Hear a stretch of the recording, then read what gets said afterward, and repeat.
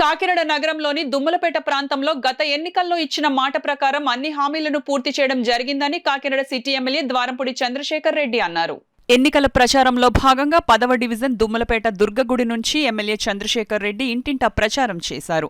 మైదువారి వీధి, రామాలయం వీధి, మోసావారి వీధి, మున్సిపల్ పాఠశాల రోడ్ల మీదుగా ఆయన ప్రచారాన్ని కొనసాగించారు. ఇంటింటికి వెళ్లి గడిచిన 5 ఏళ్లలో దుమ్మలపేట ప్రాంతానికి చేసిన అభివృద్ధిని అక్కడి మత్స్యకారులకు వివరించారు. రానున్న ఎన్నికల్లో కూడా మరోసారి గెలిపిస్తే మత్స్యకారులకు అన్ని విధాలా అండగా ఉంటానని హామీ ఇచ్చారు. ఈ కార్యక్రమంలో స్థానిక నాయకులు వాసుపల్లి కృష్ణ, ఎరుపల్లి సీతారాం, వాసుపల్లి రాంబాబు, పేర్ల దుర్గారావు, ఎరిపల్లి సత్యం, తిరిది జగన్నాథం, వాసుపల్లి అప్పారావు, తిరిది సత్యం, సుంకర విద్యాసాగర్ పెద్ద సంఖ్యలో పార్టీ నాయకులు, కార్యకర్తలు పాల్గొన్నారు. డెవలప్మెంట్ పరంగా రోడ్లు, డ్రైన్లు అన్నీ చేస్తానన్నాను.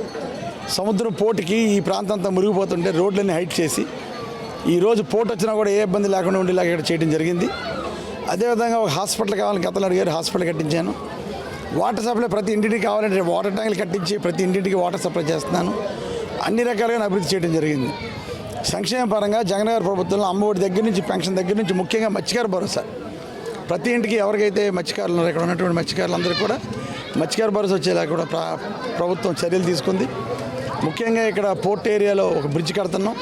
ఆ బ్రిడ్జ్ కన్నా పూర్తయిన మరుక్షణంలోనే బోట్లన్నీ కూడా వీళ్ళ దగ్గరలో వచ్చి ఇక్కడ మినీ ఫిషింగ్ హార్బర్ కడతానని కూడా మాట ఇచ్చాను.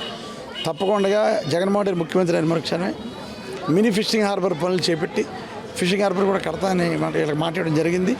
ఏదైనప్పటికీ కూడా ప్రజలు పెద్ద ఎత్తున మద్దతు తెలుపుతున్నారు. ముఖ్యంగా జగన్మోహన్ రెడ్డి గారు ఏదైతే మాట ప్రకారం ఇచ్చారో మాట ప్రకారం చేశారో ప్రజలు దాన్ని నమ్మి విశ్వసించి మాకు ఓట్లేస్తున్నారు. ఓట్లు వేయడానికి కూడా రెడీగా ఉన్నారు తెలియజేసుకుంటూ చాలా సంతోషం. 10వ వార్డులో ఇంత స్పందన వస్తున్నందుకు నాయకులకి, కార్యకర్తలు అందరికీ, ముఖ్యంగా ఈ పేట నాయకులందరికీ కూడా ప్రత్యేకంగా ధన్యవాదాలు తెలియజేసుకుంటాం.